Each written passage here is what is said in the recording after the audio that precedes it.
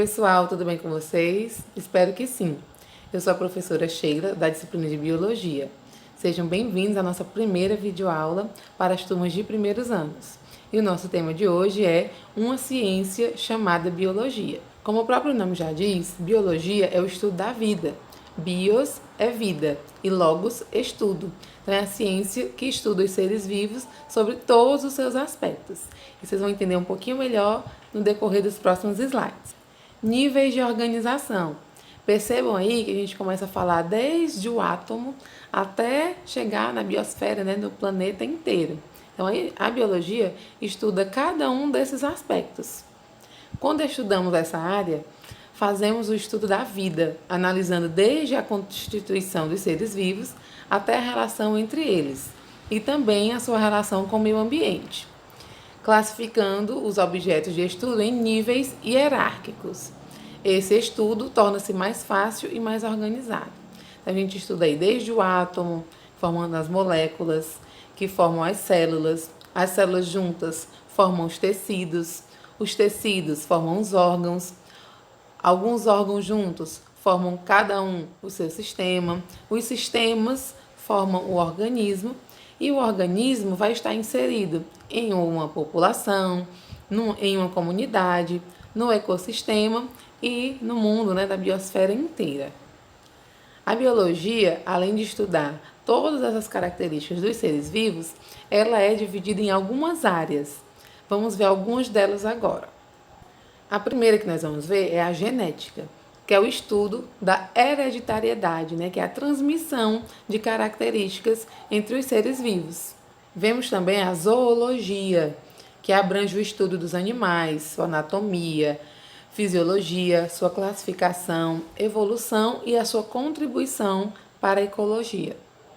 Já a botânica é o estudo das plantas, sua estrutura, a organização, reprodução, classificação, sua distribuição geográfica e também a sua importância para a ecologia. A microbiologia é o estudo dos micro-organismos. A etologia estuda o comportamento dos animais. E a citologia, que é o estudo das células, que é o tema que a gente vai aprofundar ainda mais no decorrer do nosso ano letivo. Essas são só algumas das áreas da biologia. A biologia é dividida em muito mais áreas. Vamos ver agora o que é o método científico. O método científico é o conjunto de normas que devem ser seguidas para a promoção do conhecimento científico. Então, nós vamos ver algumas etapas e vamos entender um pouco de como foi, né, a história do método científico. No século XIX, observou-se, né, você pode observar aí também, que o primeiro pontinho, né, a primeira etapa para a elaboração do método científico é a observação. Então, no século XIX, observou-se que 30% das mulheres que ganhavam neném morriam após o parto. Elas eram acometidas por uma febre e 30% delas morria, chegava a óbito. Então, quer dizer o quê? De 10 mulheres que tinham bebês, 3 delas morriam, né? Elas eram acometidas por uma febre chamada puerperal. Um médico húngaro começou a observar essa situação. Então, ele começou o primeiro passo, que é a observação. Ele observou e começou a caracterizar o problema, né? E levantar dados e hipóteses. Levantou os dados, né, que eram 30% dessas mulheres que eram acometidas por essa febre, e acabavam morrendo. E ele começou a investigar o porquê disso estar acontecendo. E elaborou hipóteses. Ele não tinha certeza do que era, mas ele elaborou algumas hipóteses do que poderia estar causando essas mortes. Após levantar essas hipóteses, ele foi testar qual das hipóteses era a verdadeira. Então, ele fez um teste com algumas mulheres, né, fazendo uma das hipóteses, passando por uma dessas hipóteses, e o restante das mulheres passando pela outra hipótese que ele levantou. Ao final do teste, ele concluiu que a causa da morte dessas mulheres era por conta da falta de higiene dos médicos e dos aparelhos que eram utilizados no parto. Então, essa falta de higiene e de cuidado com os aparelhos é o que levava essas mulheres a serem acometidas por essa febre e virem a óbito. Então, ele chegou no resultado após os testes, né? E, por fim, ele elaborou essa teoria. Então, essas são as etapas de um método científico. A observação, então você observa algo, caracteriza aquele problema, levanta dados, elabora hipóteses, vai testar suas hipóteses, vai ver qual delas é verdadeira, né? Colher os resultados e publicar a sua teoria. Então, nós podemos ver aí mais uma ilustração, né? Então, a observação de um fato, né? Os questionamentos, por que aquilo acontece, por que aquilo aconteceu, né? E aí formular a hipótese, será que é por isso ou não? A experimentação, então, depois de levantar a hipótese, né? A gente vai fazer os experimentos para ver o porquê que realmente aquilo está acontecendo. Chega-se a uma conclusão e após essa conclusão é feita a divulgação dos resultados. E aí, novos questionamentos. Lembrando que o método científico não precisa ser para sempre aquele mesmo resultado, né? Com o avanço da tecnologia, dos estudos, métodos científicos que foram comprovados anteriormente podem, sim, serem refeitos. Agora vamos estudar sobre as características dos seres vivos. Os seres vivos têm características que são apenas deles, diferente dos seres não vivos que não possuem essas características. E a primeira delas é o ciclo de vida, que é o conjunto de transformações pelas quais um ser vivo pode passar. Escute bem, pode passar. Não quer dizer que todos os seres vivos vão passar por todas essas etapas. Tem alguns seres vivos que não passam por todas e tem outros seres vivos que conseguem passar por todas. As etapas são, né, o nascimento, crescimento, fase adulta, a reprodução e a morte. Então, nasce, cresce, reproduz, envelhece e morre. Como eu falei anteriormente, nem todos passam por todas essas fases. Outra característica presente nos seres vivos é a composição química. Todos os seres vivos são compostos por alguns elementos químicos. São eles, né? O carbono, hidrogênio, oxigênio, nitrogênio, fósforo e enxofre. Além disso, os seres vivos são compostos por substâncias orgânicas e inorgânicas. As inorgânicas, que nós veremos mais à frente nos nossos conteúdos, estudaremos mais a fundo cada uma delas, são inorgânicas, água e sais minerais. Orgânicas, carboidratos, lipídios, proteínas, vitaminas e ácidos nucleicos. Então, nós, seres vivos, e todos os seres vivos, têm essa composição química. São compostos por esses elementos químicos. Organização celular. Todos os seres vivos são compostos por células. E aí nós também vamos estudar a célula nos próximos conteúdos, né? Então, a célula é a unidade morfológica e funcional dos seres vivos. Todos os seres vivos são compostos por células. E essa é uma característica muito importante, não esqueçam. E aí nós podemos dividi-los quanto ao número de células e quanto à estrutura das suas células. Quanto ao número de células, eu tenho seres vivos que são unicelulares, então são compostos por apenas uma célula. Então, toda vez que você vê lá unicelulares, lembre-se que são seres vivos compostos por apenas uma célula. E os seres pluricelulares ou multicelulares são aqueles compostos por várias células, como nós, né, os seres humanos, certo? Já quanto à estrutura, nós podemos ter seres vivos procariontes, que são seres vivos que têm a célula desorganizada, tem o núcleo, não possui núcleo, na verdade, certo? Tem um material genético soltinho lá no citoplasma. Já os seres eucariontes, como nós, né, são seres que têm as células mais desenvolvidas, mais organizadas, vamos dizer assim, pois eles têm o núcleo. Então, a nossa célula possui um núcleo. Esse núcleo deixa o nosso material genético guardadinho e protegido. Ah, Sheila, não estou entendendo essa parte de procarionte e eucarionte.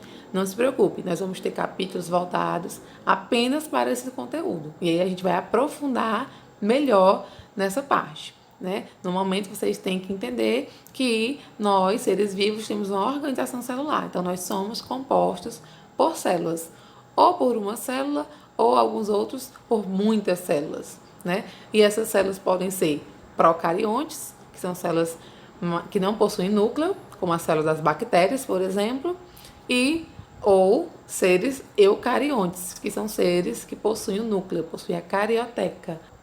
O metabolismo são reações químicas responsáveis pela manutenção do nosso organismo. Então, a todo momento, o nosso organismo está realizando reações químicas. E essas reações químicas, né, são muito importantes para a manutenção do nosso organismo. Por exemplo, quando a gente se alimenta, né, o alimento ele começa a ser digerido e o que é necessário, o que é importante para o nosso organismo, vai ser distribuído para onde é necessário. O que não é mais é eliminado do nosso organismo. Outra característica dos seres vivos é o crescimento. Então, sempre há o aumento no volume e no número de células. Quer dizer o quê? As nossas células elas vão crescer de tamanho, até um certo tamanho, e elas também vão crescer em números. Como vocês podem ver na imagem, né? Nós temos uma, ela se divide e forma 2, 4 e assim sucessivamente. Então, os seres vivos têm essa característica que é de crescimento.